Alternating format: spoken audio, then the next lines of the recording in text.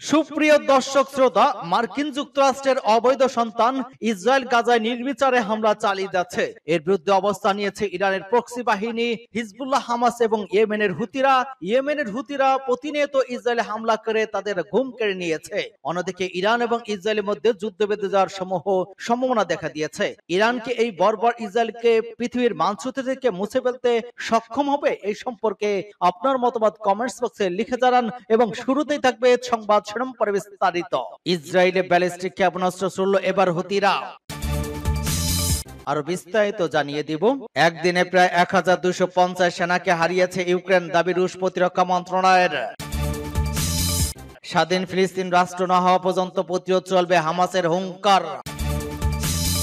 ট্রাম্পের হুঁশিয়ারি পাত্তা দিচ্ছে না ভারত, পাল্টা পদক্ষেপের বার্তা।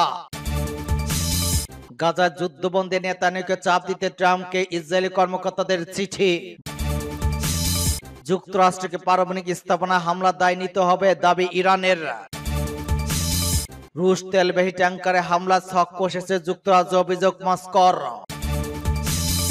এবং সর্বশেষে জানিয়ে দিব, চীন রাশিয়া আধুনিক অস্ত্র দিচ্ছে ইরানকে। এতক্ষণ শুনছিলেন সংবাদ শিরোনাম বিস্তারিত। তবে তার আগে অনুরোধ থাকবে এই ভিডিওতে একটি লাইক দিন এবং কমেন্টস করে জানিয়ে দিন আপনি কোন জেলা থেকে বা কোথা থেকে আমাদের সাথে যুক্ত রয়েছেন, এবং সংবাদের সর্বশেষ গুরুত্বপূর্ণ আপডেট পেতে চ্যানেলটি সাবস্ক্রাইব করে আমাদের সঙ্গেই থাকুন। ধন্যবাদ। ইসরায়েলে আবার ব্যালিস্টিক ক্ষেপণাস্ত্র ছুড়ল হুতিরা। ইসরায়েলকে লক্ষ্য করে ব্যালিস্টিক ক্ষেপণাস্ত্র হামলা চালিয়েছে ইয়েমেনের হুতি বিদ্রোহীরা। তবে ক্ষেপণাস্ত্রটি প্রতিহতের দাবি করেছে ইসরায়েলি প্রতিরক্ষা বাহিনী। টাইমস অফ ইসরায়েলের প্রতিবেদনে বলা হয়, মঙ্গলবার ইয়েমেনের হুতিদের ছোড়া ব্যালিস্টিক ক্ষেপণাস্ত্র প্রতিহত করেছে আইডিএফ। ইসরায়েলের ম্যাগেন ডেভিড অ্যাডাম অ্যাম্বুলেন্স সার্ভিস জানিয়েছে, হুতিদের ক্ষেপণাস্ত্র প্রতিহত করার পর কোনো হতাহতের খবর পাওয়া যায়নি। হোম ফ্রন্ট কমান্ড যেসব এলাকার সাইরেন বাজছে সেখানকার বাসিন্দাদের আশ্রয়স্থল ছেড়ে যাওয়ার অনুমতি দেওয়া হয়েছে। এর আগে সোমবার ইসরায়েলের সামরিক লক্ষ্যবস্তুতে হামলা চালানোর কথা জানায় ইয়েমেনের হুতি যোদ্ধারা। এক সংক্ষিপ্ত টেলিভিশন ভাষণে গোষ্ঠীর সামরিক মুখপাত্র ইয়াইসারি জানান, তারা সিরিয়ান শত্রুদের সামরিক অবস্থানে 3টি ড্রোন নিক্ষেপ করেছে। ইয়াইসারি বলেছেন, ওই ড্রোনগুলো ইসরায়েলের 3টি গুরুত্বপূর্ণ শহর তেল আবিব, আশকেলন এবং হাইফায় লক্ষ্য করে নিক্ষেপ করা হয়। এর কিছুক্ষণ পরে গাজার নিকটবর্তী বনে নেটেরজাইম এলাকা ওই মিশর সীমান্ত সতর্কতা সাইরেন বাজতে শোনা যায়। ইসরায়েলি সামরিক বাহিনীর পক্ষ থেকে জানানো হয়, তারা হুতিদের ছোড়া একটি ড্রোন গুলি করে ভূপাতিত করেছে। তবে বাকি দুটি ড্রোন সম্পর্কে এখনো পর্যন্ত কোনো তথ্য দেয়নি তেল আবিব। একদিনে প্রায় 1250 সেনাকে হারিয়েছে ইউক্রেন, দাবি রুশ প্রতিরক্ষা মন্ত্রণালয়ের। গত একদিনে বিশেষ সামরিক অভিযানে ইউক্রেনের সশস্ত্র বাহিনী প্রায় 1250 জন সেনাকে হারিয়েছে। এক বিবৃতিতে রাশিয়ার প্রতিরক্ষা মন্ত্রণালয় এই তথ্য জানিয়েছে। বিবৃতিতে বলা হয়, উত্তর ব্যাটল গ্রুপ দায়িত্বরত কিয়েভের বাহিনী 185 জন সেনা সদস্যকে হারিয়েছে। সেই সঙ্গে পশ্চিম, দক্ষিণ, কেন্দ্র এবং পূর্ব এবং নেপ্টো ব্যাটল গ্রুপের ক্ষেত্রে যথাক্রমে 220 জন, 185 জন, 375 জনের বেশি এবং 200 জনের বেশি এবং 85 জন সেনা হারিয়েছে।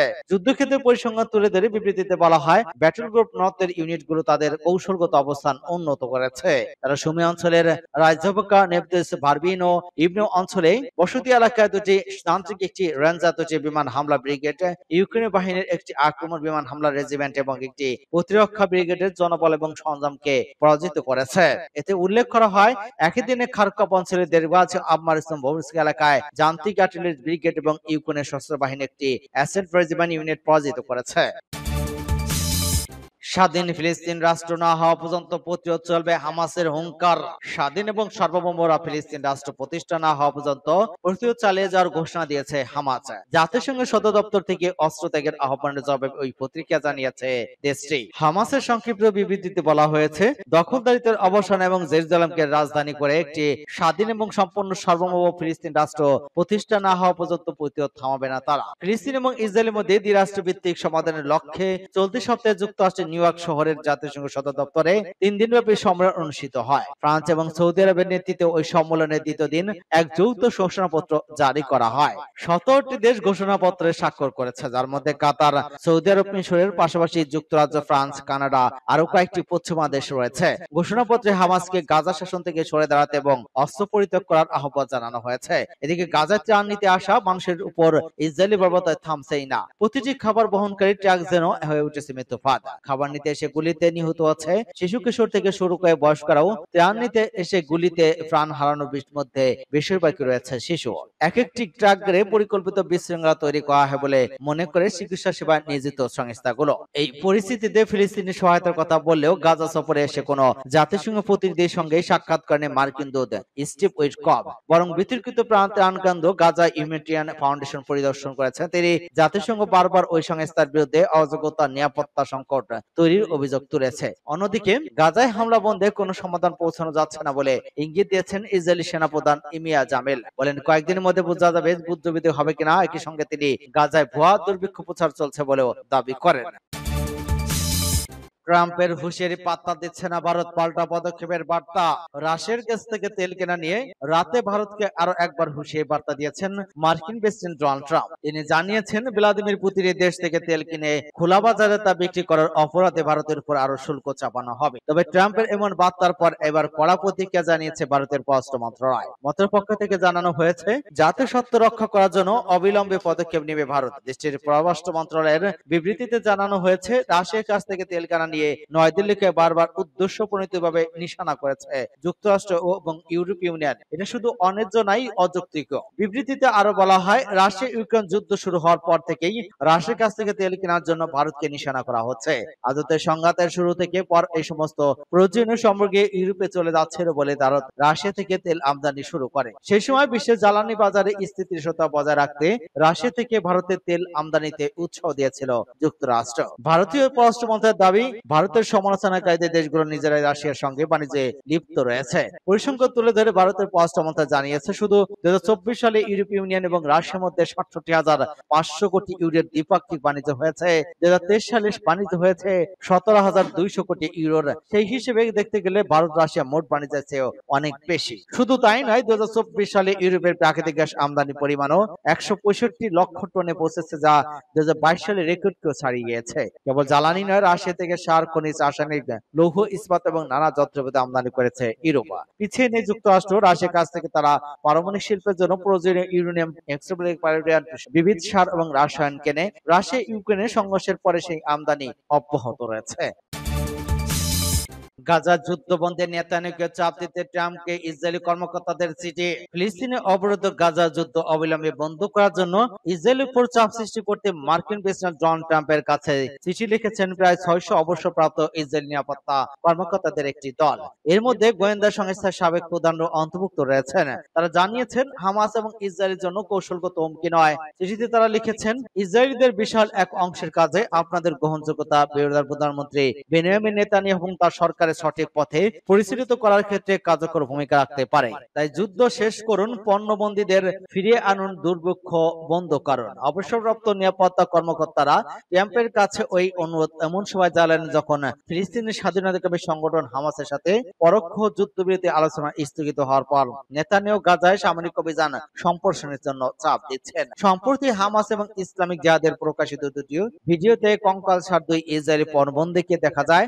ভিডিও দুটি ইসরায়েল এবং পশ্চিমা বিশ্বকে ব্যাপক প্রতিক্রিয়া তৈরি করেছে। ভিডিও দুটি প্রকাশের পর নেতানিয়াহু দুই পণবন্দীর পরিবারের সাথে কথা বলেন এবং তাদের জানান সব পণবন্দীকে ফিরিয়ে আনার প্রচেষ্টা নিরন্তর এবং নিরলসভাবে অব্যাহত থাকবে। কিন্তু এক ইসরায়েলি কর্মকর্তা স্থানীয় গণমাধ্যমকে জানান, নেতানিয়াহু হামাসের সামরিক পরাজয়ের মাধ্যমে পণবন্দীদের মুক্তি করার জন্য কাজ করছেন। ট্রাম্পকে লেখা চিঠিতে ইসরায়েলি গোয়েন্দা সংস্থা মোসাদের সাবেক প্রধান তামির পারদো, অভ্যন্তরীণ গোয়েন্দা সংস্থা শিনবেতের সাবেক প্রধান আমি আলান, সাবেক প্রধানমন্ত্রী এহুদ বারাক, সাবেক প্রতিরক্ষা মন্ত্রী মোশি ইয়ান সহ আরো অনেকেই সই করেছেন। আলান বলেন, প্রথমে ওই যুদ্ধ ছিল একটি ন্যায়সঙ্গত এবং প্রতিরোধমূলক যুদ্ধ, কিন্তু যখন আমরা আমাদের সব সামরিক লক্ষ্য অর্জন করেছি তখন থেকেই এই যুদ্ধ আর ন্যায়সঙ্গত নেই। যুক্তরাষ্ট্রকে পারমাণবিক স্থাপনায় হামলার দায় নিতে হবে ইরানের দাবি। তেহরান সোমবার জানিয়েছে, ভবিষ্যতে যে কোনো আলোচনার ক্ষেত্রে যুক্তরাষ্ট্রকে ইরানের পারমাণবিক স্থাপনার উপর হামলার জন্য দায়ী করা হবে এবং ক্ষতিপূরণ চাওয়া হবে। একই সাথে তেহরান যুক্তরাষ্ট্রের সাথে সরাসরি আলোচনা করার প্রস্তাব নাকচ করে দিয়েছে। গত 22 জুন যুক্তরাষ্ট্র ইরানের গুরুত্বপূর্ণ পারমাণবিক স্থাপনাগুলোর উপর হামলা চালায়। ওই হামলার মাধ্যমে যুক্তরাষ্ট্র ইসরায়েলের শুরু করা যুদ্ধে স্বল্প সময়ের জন্য অংশগ্রহণ করে। ওই যুদ্ধ ইরানের পরমাণু কর্মসূচি নিয়ে চলমান আলোচনাকে বিচ্ছিন্ন বিচ্ছিন্ন করে দেয়। তেহরান এএফপি জানায়, স্বরাষ্ট্র মন্ত্রণালয়ের মুখপাত্র ইসমাইল বাকাই সোমবার এক সংবাদ সম্মেলনে বলেন, যেকোনো সম্ভাব্য আলোচনা ইরানের শান্তিপূর্ণ পারমাণবিক স্থাপনাগুলোর উপর সামরিক আগ্রাসনের জন্য যুক্তরাষ্ট্রকে দায়ী করা এবং তাদের কাছে ক্ষতিপূরণ ছাড়া অন্যতম বিষয় হবে। যুক্তরাষ্ট্রের সাথে সরাসরি আলোচনার সম্পর্কে জানতে চাইলে বাকাই বলেন না। গত জুনের মাঝামাঝি সময়ে ইসরায়েলি নজিরবিহীন এক হামলায় ইরানের পারমাণবিক এবং সামরিক স্থাপনাগুলো লক্ষ্যবস্তু করে, যার মাধ্যমে আবাসিক এলাকা ক্ষতিগ্রস্ত হয়। ওই যুদ্ধে 12 দিন স্থায়ী হয় এবং যুক্তরাষ্ট্র ইরানের ফোর্দো, ইস্পাহান এবং নাতানজে পারমাণবিক স্থাপনাগুলোতে হামলা চালিয়ে এতে অংশ নেয়। এই সংঘাতে 2018 সালে যুক্তরাষ্ট্রের পরমাণু চুক্তি থেকে সরে যাওয়ার পর তেহরান এবং ওয়াশিংটনের মধ্যে এপ্রিল থেকে শুরু হওয়া সবচেয়ে উচ্চ পর্যায়ের আলোচনা বিঘ্নিত করে। যুদ্ধের পর তেহরানের জাতিসংঘের পারমাণবিক পর্যবেক্ষক সংস্থার সাথে সহযোগিতা স্থগিত করে এবং নতুন করে আলোচনা শুরু আগে সামরিক পদক্ষেপ থেকে নিরাপত্তার গ্যারান্টি দাবি করেছে। রুশ তেলবাহী ট্যাঙ্কারে হামলা ছক কষেছে যুক্তরাজ্য, অভিযোগ মস্কোর। ইউক্রেনকে ব্যবহার করে রুশ তেলবাহী ট্যাঙ্কারে হামলার পরিকল্পনা করেছে যুক্তরাজ্য, এমন বিস্ফোরক দাবি করেছে রাশিয়ার গোয়েন্দা সংস্থা। সোমবার রাশিয়ার ফরেন ইন্টেলিজেন্স এআর এই অভিযোগ করে বলেছে, দেশটির রাষ্ট্রীয় সংবাদ মাধ্যম আরটি। এসবিআর এর বরাতের প্রতিবেদনে বলা হয়, ব্রিটিশ গোয়েন্দারা ইউক্রেনের মাধ্যমে আন্তর্জাতিক জলসীমায় একটি রুশ তেলবাহী জাহাজে হামলার ছক আঁকছে। রাশিয়ার দাবি, মস্কোর জ্বালানিবাহী জাহাজকে আটকানোর উদ্দেশ্য ওই পরিকল্পনা। এমন সময় এই অভিযোগ উঠল যখন ইউক্রেনের পাঠানো প্যাট্রিয়ট এয়ার ডিফেন্স সিস্টেমে ঘিরে চাপ পড়েছে ইউরোপ। ন্যাটো জানিয়েছে যে সব সদস্য রাষ্ট্রে ইউক্রেনকে ওই সিস্টেম দিয়েছে তারা হয়তো 2032 সালে আগে নতুন সরঞ্জাম পাবে না। ইতিমধ্যে জার্মানি মার্কিন প্রশাসনের কাছে ওয়াটার হেড গ্যারান্টি চেয়েছে। এদিকে একাধিকবার যুদ্ধবিরতি নিয়ে আলোচনা হলে এখনো কোনো চুক্তিতে পৌঁছেনি ইউক্রেন এবং রাশিয়া।